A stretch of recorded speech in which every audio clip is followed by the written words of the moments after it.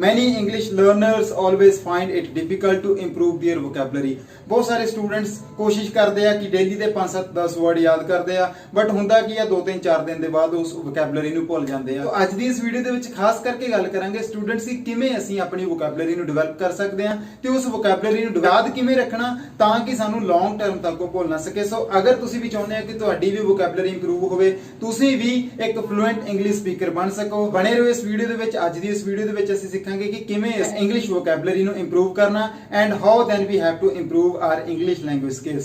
So first of all students, we are gonna use a newspaper here and from that newspaper I will pick some words and we also have to find some synonyms for that words, and with the examples we will keep that vocabulary in our mind permanently. So students, now let's get started. So first word that I have taken today, that is transform. Transform is the most important and I think most used word in the IELTS. Transform is a verb and we use it to say that something has changed completely. ਜਿਵੇਂ ਕਿ ਆਪਾਂ ਕਹਿ ਲਈਏ ਕਿ ਕਿਸੇ ਚੀਜ਼ ਦਾ ਬਹੁਤ ਜ਼ਿਆਦਾ ਚੇਂਜ ਹੋ ਜਾਣਾ। ਐਗਜ਼ਾਮਪਲ ਦੇ ਤੌਰ ਤੇ ਮੈਂ ਕਹਿ ਦਵਾਂ ਕਿ ਜਦੋਂ ਦੀ ਟੈਕਨੋਲੋਜੀ ਆਈ ਆ ਸਾਡੀ ਲਾਈਫ ਦੇ ਵਿੱਚ ਬਹੁਤ ਸਾਰੀਆਂ ਚੀਜ਼ਾਂ ਚੇਂਜ ਹੋ ਚੁੱਕੀਆਂ। ਸਾਡਾ ਕਮਿਊਨੀਕੇਸ਼ਨ, ਸਾਡਾ ਗੱਲਬਾਤ ਕਰਨ ਦਾ ਤਰੀਕਾ ਚੇਂਜ ਹੋ ਗਿਆ। ਅਸੀਂ ਲੋਕਾਂ ਦੇ ਨਾਲ ਇੰਟਰੈਕਟ ਕਿਸ ਤਰੀਕੇ ਦੇ ਨਾਲ ਹੁੰਦੇ ਉਹ ਸਾਰੇ ਤਰੀਕੇ ਚੇਂਜ ਹੋ गया। किमें एग्जांपल लवांगे। Transform is a verb, transformation is its noun, so we can use this both forms. First of all, let's have an example. Modern methods of communication have totally transformed the way we interact with the people. It means कि ਜਿਹੜੇ ਅੱਜ ਦੇ latest communication ਦੇ methods ਹੈਗੇ ਆ ਇਹਨਾਂ ਨੇ ਸਾਡਾ ਲੋਕਾਂ ਦੇ ਨਾਲ ਇੰਟਰੈਕਟ ਹੋਣ ਦਾ ਤਰੀਕਾ ਟੋਟਲੀ ਚੇਂਜ ਕਰ ਦਿੱਤਾ। ਪਹਿਲਾਂ ਤੁਸੀਂ ਲੈਟਰਸ ਸੈਂਡ ਕਰਦੇ ਹੁੰਦੇ ਸੀਗੇ ਜਾਂ ਤੁਸੀਂ ਪਰਸਨਲੀ ਮਿਲਣ ਜਾਂਦੇ ਹੁੰਦੇ ਸੀਗੇ ਆਪਣੇ ਰਿਸ਼ਤੇਦਾਰਾਂ ਨੂੰ ਜਾਂ ਫਰੈਂਡਸ ਨੂੰ, but nowadays you can stay in touch with them using WhatsApp, Facebook, Instagram and many other apps. So it means our way of communication have been transformed by technology. So ਇਹਦਾ ਮਤਲਬ ਕੀ ਹੋ ਗਿਆ ਕਿ ਸਾਡੇ ਜਿਹੜੇ ਤਰੀਕੇ ਹੈਗੇ ਇੰਟਰੈਕਸ਼ਨ ਦੇ ਉਹ ਟਰਾਂਸਫਾਰਮਡ ਹੋ ਚੁੱਕੇ ਆ। ਸੋ ਟਰਾਂਸਫਾਰਮ ਦੀ ਜਗ੍ਹਾ ਤੇ ਤੁਸੀਂ ਹੋਰ ਕਿਹੜੇ ਵਰਡ ਯੂਜ਼ ਕਰ ਸਕਦੇ ਆ। We have revolutionize करना भी हुंदा किसी चीज दे विच क्रांति ले आनी। So we can say that the technology has revolutionized the way we interact with the people. Apart from this, you can also use the word change and alter. All these words are verbs and can be used in the same way. Friends, एक sentence ਆਪਾਂ ਇਸ verb ਦੇ ਨਾਲ ਹੋਰ ਬਣਾਵਾਂਗੇ। So I can say that if you subscribe my channel, I can transform the dream of learning English into reality. So students, ਅਗਰ ਤੁਸੀਂ ਮੇਰੇ ਚੈਨਲ ਨੂੰ ਸਬਸਕ੍ਰਾਈਬ ਕਰਦੇ ਆ ਤੇ ਮੈਂ ਤੁਹਾਡੇ ਇੰਗਲਿਸ਼ ਸਿੱਖਣ ਦੇ ਡ੍ਰੀਮ ਨੂੰ ਰਿਐਲਿਟੀ ਦੇ ਵਿੱਚ ਟਰਾਂਸਫਾਰਮ ਕਰ ਸਕਦਾ। ਸੋ ਇਟ ਮੀਨਸ ਕਿ ਮੈਂ ਤੁਹਾਡੀ ਜਿਹੜਾ ਡ੍ਰੀਮ ਆ ਉਹਨੂੰ ਆਪਾਂ ਸੱਚਾਈ ਦੇ ਵਿੱਚ, ਉਹਨੂੰ ਰਿਐਲਿਟੀ ਦੇ ਵਿੱਚ ਚੇਂਜ ਕਰ ਦਵਾਂਗੇ, ਆਲਟਰ ਕਰ ਦਵਾਂਗੇ। ਸੋ ਇਸ ਤਰੀਕੇ ਨਾਲ ਸਟੂਡੈਂਟ ਤੁਸੀਂ ਇਸ ਵਰਡ ਨੂੰ ਯੂਜ਼ ਕਰ ਸਕਦੇ ਆ। ਸੋ ਸਟੂਡੈਂਟ, ਅੱਜ ਦਾ ਸਾਡਾ ਸੈਕੰਡ ਵਰਡ ਆ ਜਿਹੜਾ ਮੈਂ ਨਿਊਜ਼ਪੇਪਰ ਦੇ ਵਿੱਚੋਂ ਲਿਆ ਹੈ, that is actually a collocation. That is a combination of two words, the verb pay plus homage. Homage means tribute. So we can use this word whenever we want to say that we are paying tribute to someone. ਅਸੀਂ ਕਿਸੇ ਨੂੰ ਸ਼ਰਧਾਂਜਲੀ ਭੇਟ ਕਰ ਰਹੇ ਹਾਂ। So here we can use this word. For example, the Prime Minister Modi paid tribute to the martyrs. Prime Minister Narendra Modi ने ਸ਼ਰਧਾਂਜਲੀ ਭੇਂਟ ਕੀਤੀ। ਸੋ ਪੇ ਹੋਮੇਜ ਔਰ ਪੇ ਟ੍ਰਿਬਿਊਟ ਮੀਨਸ ਟੂ ਕਿਸੇ ਨੂੰ ਸ਼ਰਧਾਂਜਲੀ ਭੇਂਟ ਕਰਨਾ। So we can use this words. We all should pay homage to our martyr soldiers. ਸਾਨੂੰ ਆਪਣੇ ਸ਼ਹੀਦ ਹੋਏ ਸਿਪਾਹੀਆਂ ਨੂੰ ਹਮੇਸ਼ਾ ਸ਼ਰਧਾਂਜਲੀ ਭੇਂਟ ਕਰਨੀ ਚਾਹੀਦੀ ਹੈ। ਤਾਂ ਸਟੂਡੈਂਟ, ਸਾਡਾ ਤੀਸਰਾ ਵਰਡ ਹੈਗਾ that is again a verb, inaugurate.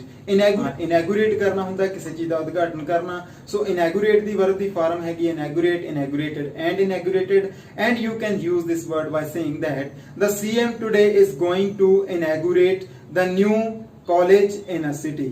CM ਅੱਜ ਇੱਕ ਨਵੇਂ ਕਾਲਜ ਦਾ ਉਦਘਾਟਨ ਕਰਨ ਜਾ ਰਹੇ ਹਨ। So you can also say we are going to inaugurate our new shop next week. ਅਸੀਂ ਅਗਲੇ ਹਫਤੇ ਆਪਣੀ ਨਵੀਂ ਸ਼ਾਪ ਦਾ ਉਦਘਾਟਨ ਕਰਨ ਜਾ ਰਹੇ ਹਾਂ। So ਅਗਲਾ important word student ਹੈਗਾ persuade. Persuade is again a verb and persuade means ਕਿਸੇ ਨੂੰ ਕਿਸੇ ਕੰਮ ਦੇ ਲਈ encourage ਕਰਨਾ, ਉਸ ਨੂੰ ਉਤਸ਼ਾਹਿਤ ਕਰਨਾ ਕਿ ਤੂੰ ਇਹ ਕੰਮ ਕਰ। ਇਸ ਦੇ ਲਈ ਆਪਾਂ ਹੋਰ ਵੀ ਵਰਡਸ ਨੂੰ ਯੂਜ਼ ਕਰ ਸਕਦੇ ਹਾਂ ਜਿਵੇਂ ਕਿ motivate ਕਰਨਾ, encourage ਕਰਨਾ। All these words mean same. So My interest in chemistry persuaded me to become a scientist. ਮੇਰੀ ਇੰਟਰਸਟ ਜਿਹੜਾ ਸੀਗਾ ਕੈਮਿਸਟਰੀ ਦੇ ਵਿੱਚ ਉਸਨੇ ਹੀ ਮੈਨੂੰ ਜਿਹੜਾ ਹੈ ਸਾਇੰਟਿਸਟ ਬਣਨ ਦੇ ਲਈ ਪਰਸੂਏਡ ਕੀਤਾ, ਮੀਨਸ ਕਿ ਮੈਨੂੰ ਮੋਟੀਵੇਟ ਕੀਤਾ।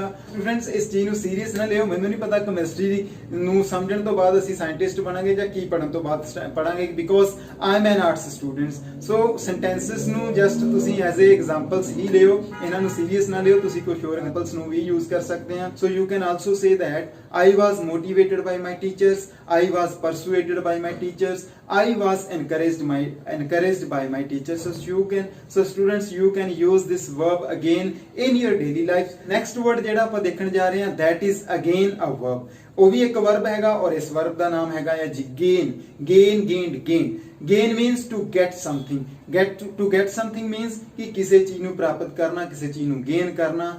ਇਸ ਦੇ ਲਈ ਪਹਿਲਾਂ ਤਾਂ ਤੁਸੀਂ ਐਗਜ਼ਾਮਪਲ ਲੈਂਦੇ ਆ students, you will gain a lot of from my YouTube channel. ਤੁਸੀਂ ਮੇਰੇ YouTube ਚੈਨਲ ਤੋਂ ਬਹੁਤ ਕੁਝ ਪ੍ਰਾਪਤ ਕਰੋਗੇ।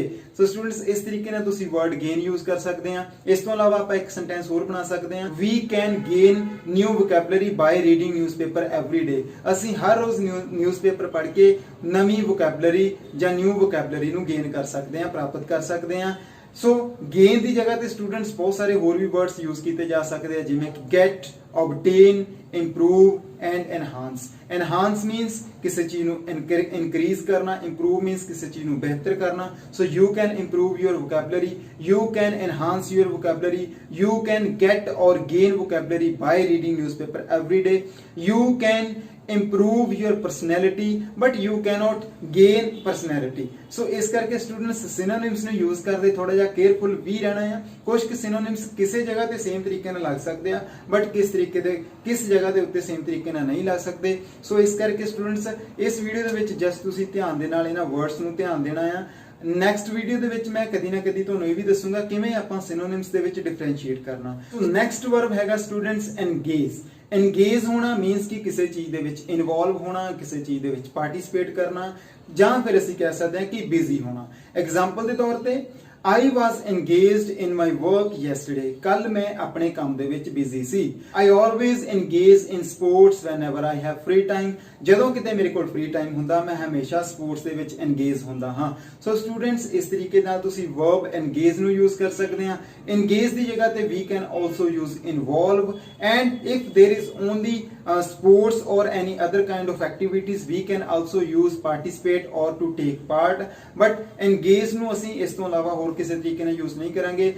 We can engage in sports, we can engage in our work, we can engage, involve in criminal activities, in crime, in sports. So ਇਸ ਤਰੀਕੇ ਨਾਲ ਸਟੂਡੈਂਟ ਤੁਸੀਂ ਇਸ verb ਨੂੰ ਵੀ ਯੂਜ਼ ਕਰ ਸਕਦੇ ਆ। Next verb is combat. Combat means ਕਿਸੇ ਚੀਜ਼ ਦੇ ਨਾਲ ਡੀਲ ਕਰਨਾ, ਕਿਸੇ ਚੀਜ਼ ਦੇ ਨਾਲ ਫਾਈਟ ਕਰਨਾ। So let's take an example, governments should take appropriate steps to combat with the corona pandemic. Corona pandemic ਦੇ ਨਾਲ ਲੜਨ ਦੇ ਲਈ ਗਵਰਨਮੈਂਟ ਨੂੰ ਐਪਰੋਪ੍ਰੀਏਟ ਯੋਗ ਸਟੈਪਸ ਲੈਣੇ ਚਾਹੀਦੇ ਹਨ। ਸੋ ਕੰਬੈਟ ਦੀ ਜਗ੍ਹਾ ਤੇ students we can also use deal, we can also use cope up with, to address.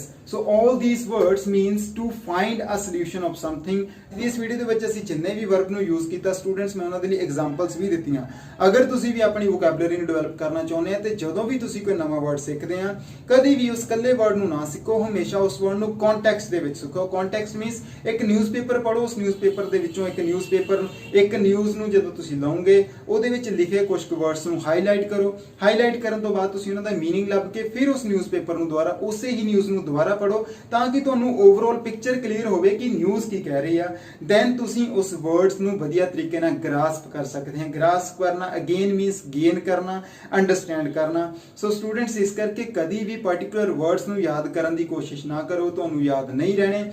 ਜਿਸ ਤਰੀਕੇ ਨਾਲ ਵਰਡਸ ਤੁਹਾਨੂੰ ਯਾਦ ਕਰਵਾਏ ਨੇ ਵਰਡਸ ਨੂੰ ਯਾਦ ਕਰੋ। ਪਰਸਨਲ ਲਾਈਫ ਦੇ ਵਿੱਚ ਐਗਜ਼ਾਮਪਲਸ ਬਣਾਓ, ਐਗਜ਼ਾਮਪਲਸ ਬਣਾਉਣ ਤੋਂ ਬਾਅਦ ਰਾਈਟ ਡਾਊਨ ਕਰੋ। ਸੋ ਇਸ ਤਰੀਕੇ ਨਾਲ ਸਟੂਡੈਂਟਸ ਤੁਸੀਂ ਜੇ ਇੱਕ ਦਿਨ ਦੇ ਵਿੱਚ 10 ਵਰਡਸ ਯਾਦ ਕਰਦੇ ਆ ਐਗਜ਼ਾਮਪਲਸ ਦੇ ਨਾਲ ਉਹਨਾਂ ਨੂੰ ਯਾਦ ਕਰੋ, ਬਾਰ-ਬਾਰ ਆਪਣੇ ਮਾਈਂਡ ਦੇ ਵਿੱਚ ਅਲੱਗ-ਅਲੱਗ ਐਗਜ਼ਾਮਪਲਸ ਬਣਾਓ। Then you can keep the vocabulary in your mind. Like this video, please don't forget to like this video and share it with all those who want to improve their English. ਇਸ ਤੋਂ ਇਲਾਵਾ ਮੇਰੇ channel ਨੂੰ subscribe ਕਰਨਾ ਨਾ ਭੁੱਲਣਾ ਤਾਂ ਜੋ ਤੁਹਾਨੂੰ ਇਸ ਤਰ੍ਹਾਂ ਦੀਆਂ ਵੀਡੀਓਜ਼ ਲਗਾਤਾਰ ਮਿਲਦੇ ਰਹਿਣ। And don't forget to download my Android app from the Google Play Store where you get a lot of vocabulary on daily basis. So students, ਅੱਜ ਦੀ ਵੀਡੀਓ ਦੇ ਵਿੱਚ ਇੰਨਾ ਹੀ। ਨੈਕਸਟ ਵੀਡੀਓ ਦੇ ਵਿੱਚ ਮਿਲਦੇ ਹਾਂ।